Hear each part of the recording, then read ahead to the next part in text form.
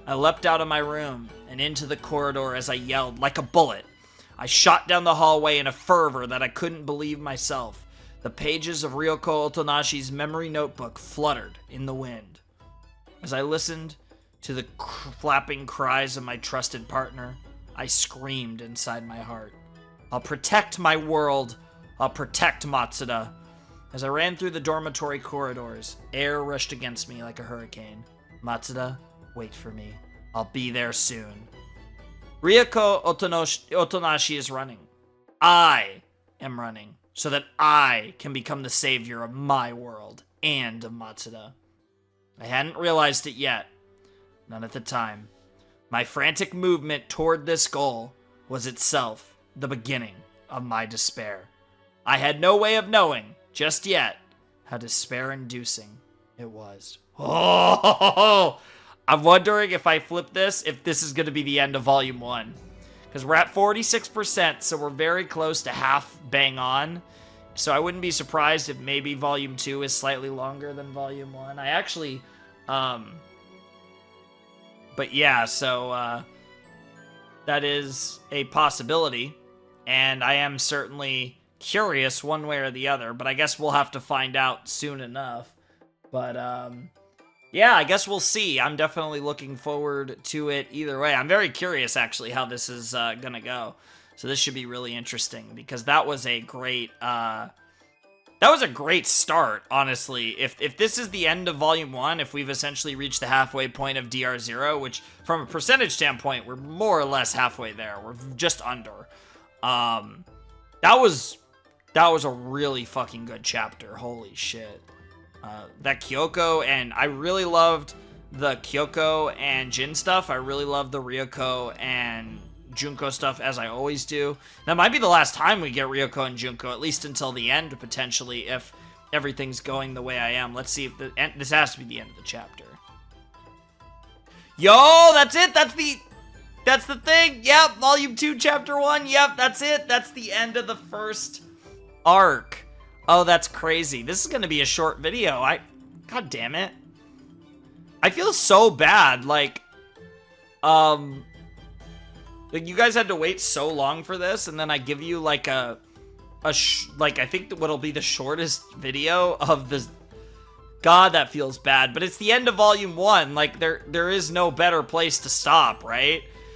Obviously they could still do I'm curious if like the story is going to primarily be told through Matsuda's perspective moving forward. Like obviously we had different perspectives. Hell, we got Kyoko, we got Junko, we got Matsuda, but you know, Ryoko was the main perspective in Volume 1. So I'm wondering, because he's on the cover, if he'll be the main perspective of Volume 2. Of course, obviously, if you haven't seen, the two covers make a really interesting piece of art, and I actually think especially because this was a short volume, we will because we're finishing Volume 1 today, like this was the end of Volume 1 especially, and we're obviously jumping into Volume 2 next time. I'll probably show you guys. I'll probably put this at the beginning of the video. It's something I kind of forgot about. But I don't even know, and maybe I did.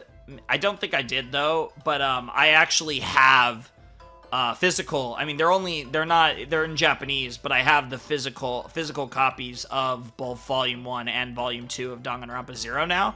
I thought it'd be really cool. Again, you know, just like supporting obviously the content here that we're doing on the channel. I like to usually, like for anime and like cartoons and stuff, if possible, if they exist, I like to acquire like Blu-rays for them, and that's kind of one of the ways that I like support the stuff that I react to on the channel.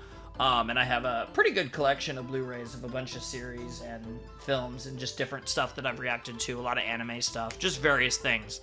And this was another thing where it's like, obviously with the games, like my way of supporting the games is just buying the games. That's a lot simpler. That's a very simple way to support, like, with a video game. Obviously, sometimes that's more complicated. Shoutouts to Fate. But, you know, like, I do different things. I like to buy, you know, sometimes I'll buy some figures, which I think is, like, a cool kind of way to represent. But Blu-rays tend to be, I think, a really good way to support a series. But for this, it was one of those things where I didn't really know. I figured, I mean, unfortunately, it's not in English, but I figured I might as well just get the volumes to get DR0 like physically. So I did, and obviously, I will definitely make sure to show that at the beginning of the video. I will show those off on camera. But yeah, this was a really fun set, I guess we could say. This was a really fun session of DR0. I was really into what they did with sorry, I was just gonna take my headphones off, which I don't really have much reason to take my headphones off, but I feel like I think it just makes me, like, everything feel a little less awkward for me. I don't know. It's hard for me to explain, but there's just a lack of audio, and I feel like when I'm talking and it's, like, quiet and there's just no noise behind me, it's, like, easier with headphones for me to do this. But, yeah, no, I really enjoyed this session. Like I said, we had some really good conversations. Kyoko getting involved in the story was really cool. Obviously, like, you know, Jin basically hiring, you know, Kyoko to investigate this makes a lot of sense from his perspective, and obviously he has a unique role in all of this. And, you know, Kyoko getting involved is obviously something of a loose end for Junko, and we know that Kyoko doesn't die because we're obviously fans of Danganronpa, and it's not like we're reading this before everything else, but at the same time, we also know that Junko essentially gets everything that she wants. I would assume, and I could be wrong, but based on all of the foreshadowing in Volume 1, you'd have to assume that Matsuda's probably going to die at the end of this, and that's going to be kind of the ultimate trigger that turns Ryoko into, like, Junko proper.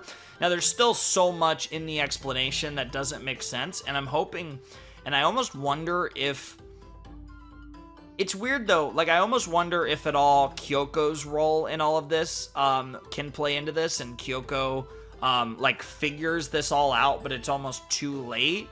It's interesting though, because, and that's the thing, because we know of the events of Danganronpa 1 and the way that their memories were wiped, and we know that at some point, you know, their memories were restored, but based on my understanding of the timeline, it is canonically possible that Kyoko figured everything out, right? And obviously, when the tragedy went down and everything, obviously, you know, Junko became this, like, this symbol to some degree. I mean, she became the representation of ultimate despair. She became kind of almost like a goddess in this world, and obviously specifically, of course, to the remnants, but just in general, right? So it makes a lot of sense that Kyoko, over the course of Volume 2, Kyoko might actually figure this out, and I think Kyoko's going to have a pretty big role to play, thinking about it now that she's in it and looking into all of this. And there's a good chance that she figures everything out, and it simply is irrelevant.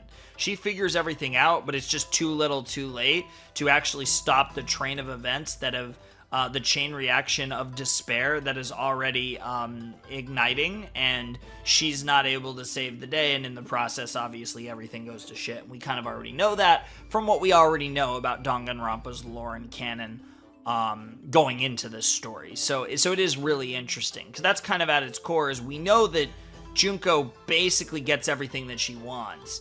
I would assume that includes Matsuda dying, and like I said, if my Ryoko Junko theory is right, which again, I feel like it is, Matsuda dying would be the trigger. And obviously, why the fuck would Junko give two shits about killing Ryoko's love unless Ryoko and Junko are the same person? And obviously, that's Matsuda is the biggest thing in her way of her plans, because of this whole, like, you know, alternate people, that whole nonsense. And, like, everything I feel like that they've teased up to this point is just screaming that this is totally where the direction that DR0 is going, and I fucking love it.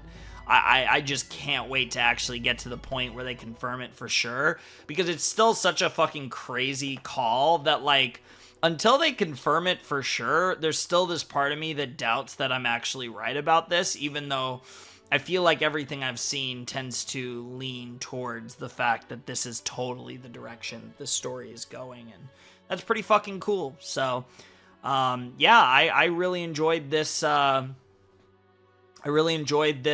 Session. I'm really excited to be essentially halfway through the story, to be 46 or 47% through Danganronpa 0. Obviously, that means Volume 2 seems to be slightly longer than Volume 1, but to essentially be halfway through is pretty good. This is, I believe, the 4th video that we're going to be doing Danganronpa 0, and the plan is to have another Danganronpa 0 video out on Wednesday. So I know it sucks that you guys had to wait like a stupid amount of time for this video. Yeah, the last video was like 2 months ago or something ridiculous like that. So absurd. It was, yeah, it came out on June 22nd. So yeah, a bit over 2 months. It came out on June 22nd. That's insane. And this video is going to come out on September fucking 3rd. I feel so fucking bad about that. But at least it is here. And the good news is that the next video, which I have every intention to make a longer video, hopefully a 2-hour plus. The next DR0 video should come out on September 6th. It should come out on Wednesday. So there will be a very, very short hiatus between them, and then it'll kind of go back to being about once a week, hopefully, moving forward. But there should be a very short gap between this Danganronpa 0 recording and the next one. My actual plan is to actually record DR0 Part 5 right after this. And I guess in a way, because obviously this can be a little straining on my voice, even if I'm not like doing much with the voices, it is kind of a good thing in a way that this episode was shorter, because it is going to help me record a longer part for Part 5, so we can jump into that.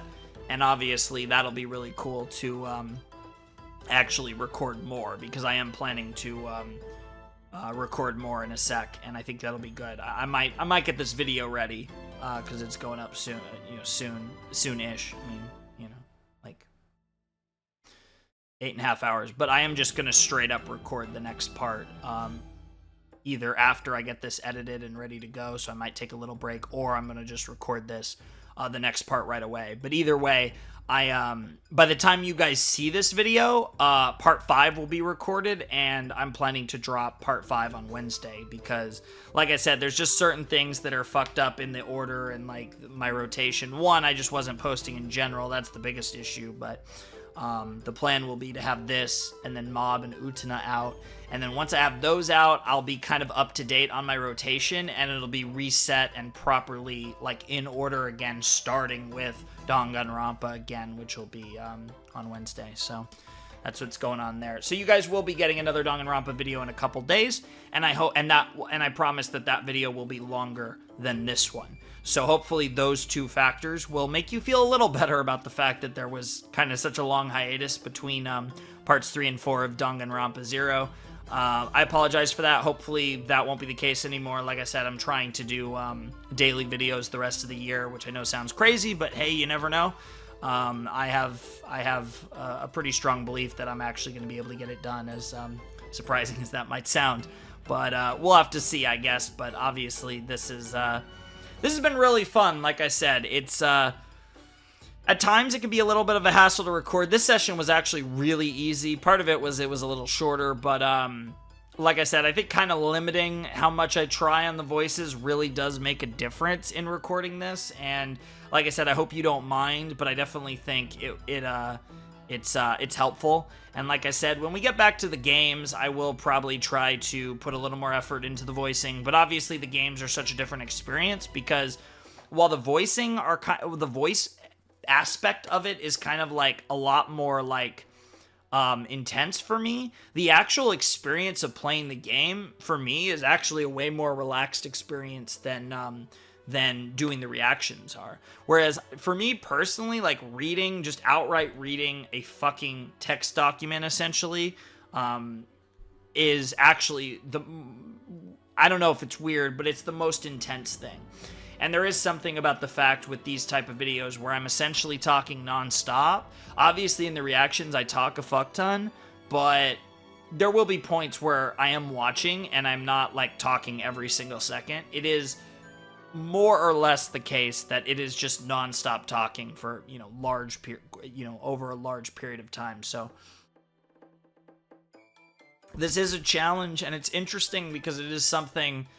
It is interesting practice, though. If at any point in the future I'm doing any like serious manga readings or anything like that, it is interesting, to say the least. But I'm really into this story. I don't want you to misinterpret that. I am really enjoying Danganronpa 0, and that's kind of the weird thing where it's like I kind of wish that I wasn't recording it, because I would just chill, pull this up. I would pull this up on my phone, laying down in bed and just read this and like binge it probably if I could. But obviously, because we're making the videos on it, it's a little different. It's a little more of a production. But nevertheless, that was a really fun session, and I'm really excited to jump into Volume 2 of Danganronpa 0, which I plan to be doing very soon. But for the time being, I think that was a good place to stop. Unfortunately, it makes the video a little short. I think with all my yapping along, this is probably going to be at least an hour and a half.